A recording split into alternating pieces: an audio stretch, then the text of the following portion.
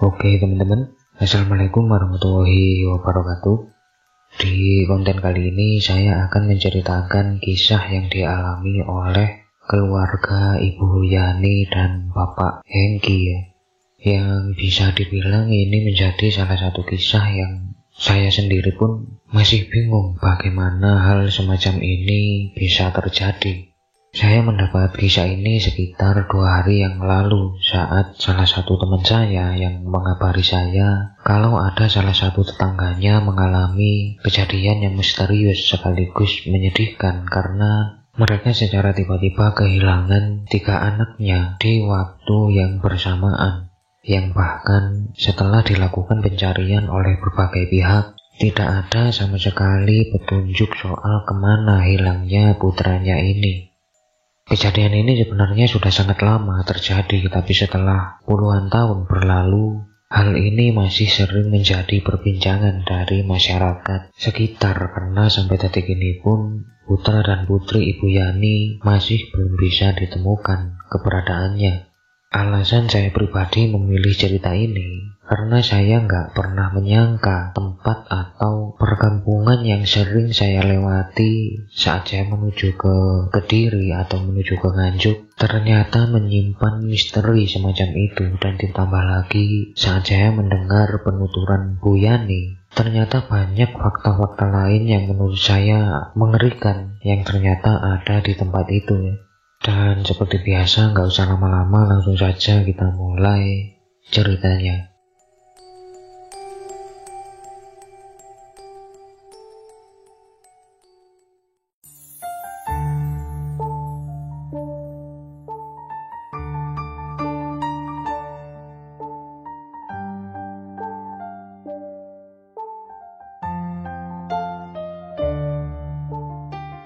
Kisah ini akan saya mulai saat Yani baru saja melaksanakan pernikahannya dengan Hengki di Madiun, karena memang mereka berdua asli orang sana, yang kemudian mereka memutuskan untuk hidup mandiri dengan membeli rumah di salah satu kota di Jawa Timur.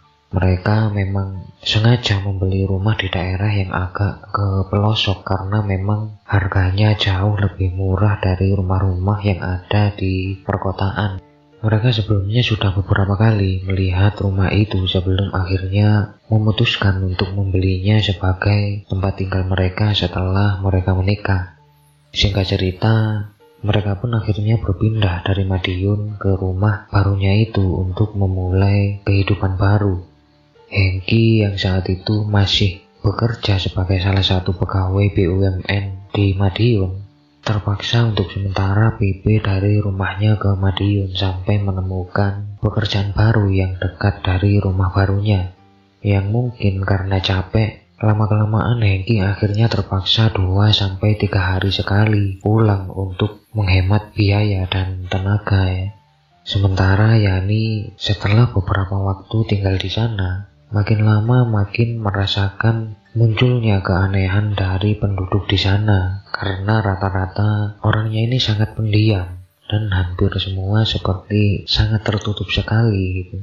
Bahkan kegiatan-kegiatan seperti Karang Taruna, PKK dan lain-lain pun sama sekali tidak ada di sana. Hal itu sedikit banyak membuat Yani merasa tidak nyaman karena memang sebelumnya di Madiun ini tidak seperti itu. Orang-orangnya ramah, banyak kegiatan antar warga dan lain-lain lah, seperti kampung-kampung pada umumnya. Tapi itu tidak terlalu dipikirkan oleh Yani, sampai makin lama hal aneh yang dialami Yani makin bertambah banyak. Yani mulai sering mendengar suara-suara seperti orang yang lagi nembang-nembang Jawa tiap malam. Tapi dia nggak tahu pasti suara itu datang dari mana karena di kampungnya ini selalu sepi tiap malam hari, tidak pernah ada kegiatan apapun. Kalaupun ada acara di kampung lain, kenapa tiap hari juga? Emang acaranya kayak gimana kok tiap hari ada kayak gitu? Awalnya Yani mengira Hengki suaminya juga mendengar suara-suara itu. Sampai suatu saat Yani akhirnya tanya ke Hengki, "Mas, itu kenapa tiap malam ada acara apa? Kok ada yang nembang-nembang?" Mendengar pertanyaan itu, Hengki justru heran karena dia mengaku tidak pernah mendengar suara-suara semacam itu selama dia di sana. Disitulah Yani baru menyadari kalau ternyata cuma dia yang mendengar suara-suara itu. Malam harinya, ternyata benar saja, Yani lagi-lagi mendengar suara-suara itu, tapi kali ini suaranya lebih keras dari biasanya, dan hal itu mulai membuat Yani ketakutan. Dia mau bilang ke suaminya pun gak tahu gimana cara jelasinnya, yang akhirnya Yani memutuskan untuk tidur lebih cepat dari biasanya. Pada saat tidur inilah Yani entah jam berapa terbangun karena dia mencium bau amis yang sangat tajam, entah datang dari mana.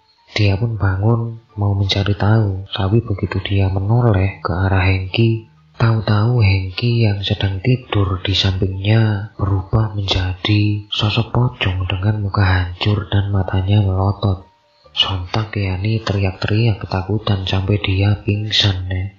Hengki yang kaget melihat Yani yang tiba-tiba histeris dan pingsan pun panik, lalu memutuskan untuk membawa Yani ke rumah sakit untuk diperiksa malam itu juga. Esok harinya, Yani terbangun dalam keadaan bingung karena dia sudah berada di rumah sakit dengan Hengki yang lagi nungguin dia gitu.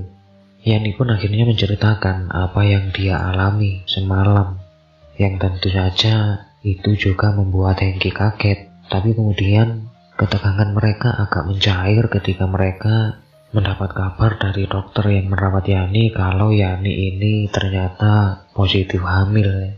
Tentu mereka senang mendengar kabar itu dan memutuskan untuk mengadakan semacam selamatan di rumahnya agar tidak lagi mendapat gangguan-gangguan seperti yang baru saja dialami Yani, sekaligus mendoakan calon bayi mereka agar nantinya bisa lahir dengan lancar dan selamat. Singkat cerita, beberapa hari setelah itu mereka pun mulai mempersiapkan semuanya untuk selamatan yang akan mereka lakukan sore harinya. Jadi pagi-pagi Yani sudah mulai masak dan Hengki membantu persiapan yang lain. Yang kemudian sekitar sehabis asar, Hengki mulai mendatangi rumah-rumah tetangganya untuk mengundang mereka selamatan nanti malam. Awalnya semua seperti berjalan lancar tanpa ada kendala apapun. Sampai akhirnya ketika tiba waktu selamatan itu dilaksanakan, tidak ada satu orang pun yang datang ke rumah mereka. Tentu saja hal itu membuat mereka heran, apa ada yang salah dengan mereka atau memang di sini tidak pernah ada acara semacam itu. Bahkan mereka menunggu sampai hampir jam 9 malam, tidak ada satupun yang datang juga. Akhirnya dengan sedikit kesal, Hengki pun memutuskan untuk membagikan berkat atau makanan yang sudah mereka siapkan ke rumah-rumah warga sekitar yang kemudian mungkin karena mereka capek, mereka memutuskan untuk langsung istirahat.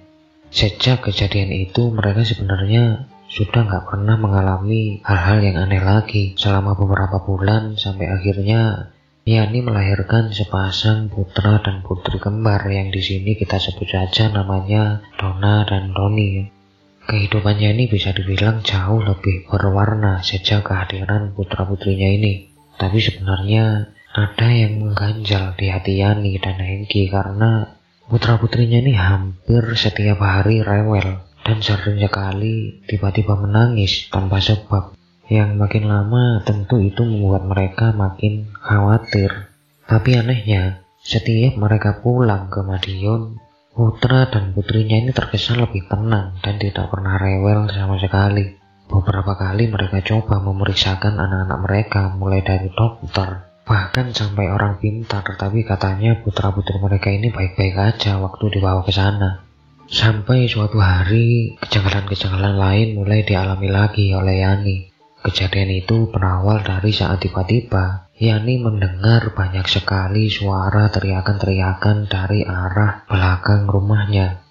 Awalnya Yani mikir mungkin itu cuma malam itu saja, tapi ternyata terus berulang-ulang sampai 7 hari. Dan itu benar-benar urut kejadian itu terus terjadi gitu. Disitulah Yani kembali menceritakan yang dialami kepada suaminya, yang memang sejak saat itu mereka berpikiran untuk pindah saja ke tempat lain. Tapi entah kenapa sangat susah untuk menjual rumah mereka.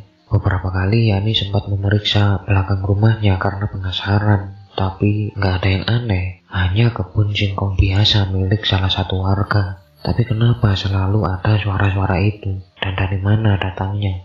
Singkat cerita, waktu pun terus berlalu sampai Yani mendapat kabar baik soal kehamilan keduanya. Dan dia masih saja sering mendengar suara-suara aneh dari belakang rumahnya, bahkan sampai dia melahirkan putra ketiganya. Mungkin karena sudah terbiasa, Yani sudah tidak memperdulikan suara-suara itu lagi. Putra-putri Yani pun tumbuh dengan sangat pesat. Cukup lama saat itu waktu berlalu. Mereka mulai bersekolah, dan tiap pulang sekolah ini mereka selalu bermain di sekitar rumah Yani bersama anak-anak yang lain. Yang tanpa Yani sadari, disitulah bencana yang sesungguhnya baru dimulai. Hal itu diawali dari kecurigaan Yani. Entah kenapa, seringkali putra-putri Yani ini pulang dalam keadaan menangis karena mengaku dimarahi oleh seorang kakek-kakek yang tinggal gak jauh dari rumah Yani. Karena sudah gak tahan, Yani pun mendatangi kakek itu bermaksud untuk menanyakan kenapa dia selalu memarahi putra-putrinya. Yani pun datang ke rumah kakek ini, dan saat dia bertanya, kakek ini pun menjawab yang justru jawabannya ini membuat Yani ketakutan sendiri.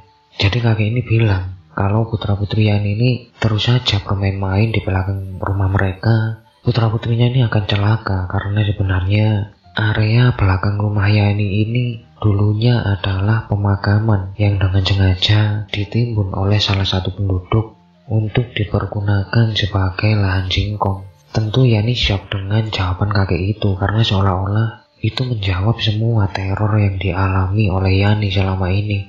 Yani akhirnya pulang dengan perasaan takut dan bermaksud memperingatkan putra-putrinya untuk tidak lagi bermain di area belakang rumahnya. Tapi ternyata Yani sudah terlambat. Karena secara tiba-tiba putra-putrinya ini hilang entah kemana, dan hanya tersisa pakaian mereka saja yang tergeletak di ruang tamu, seolah-olah putra-putri Yani ini pergi dalam keadaan telanjang. Yani pun panik dan segera minta bantuan dari para warga untuk mencari anak-anaknya.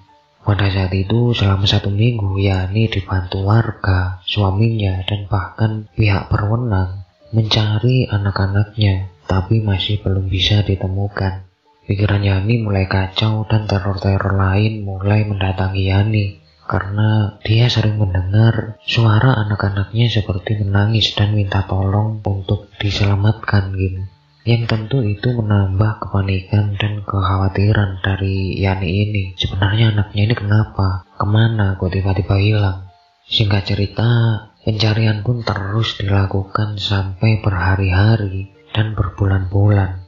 Anak-anak Yani masih saja belum bisa ditemukan. Yani yang mulai depresi akhirnya juga mendatangi banyak sekali orang pintar untuk membantulah pencarian anaknya ini. Tapi ternyata sampai hampir 1 tahun, usaha Yani dan keluarganya seperti sia-sia. Tepat 1000 hari hilangnya putra-putrinya, Yani yang selesai mengadakan selamatan untuk memperingatilah atau menyelamati mereka yang sudah 1000 hari hilang ini, secara tiba-tiba bermimpi didatangi oleh ketiga anaknya.